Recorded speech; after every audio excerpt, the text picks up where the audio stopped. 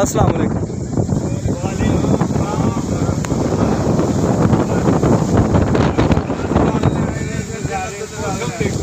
हाँ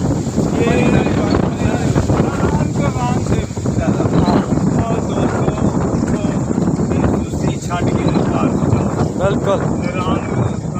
भुल जाओगे। भाई साहब को स्पेसिफिक नाम ही लवो ना, केड़े दोस्त है?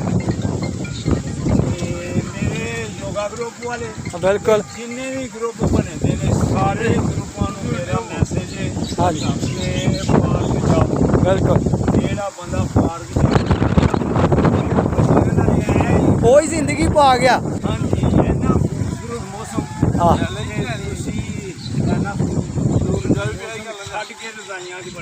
हाँ पखे चला के चादर ले हाँ एसी कंबल च बड़े दे।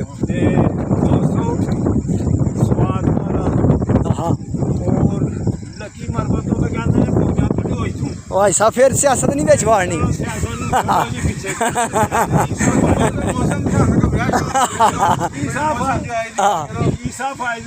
फिर वही गल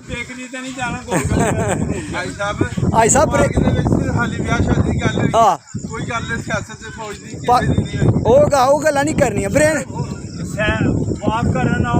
हाँ बिल्कुल बिल्कुल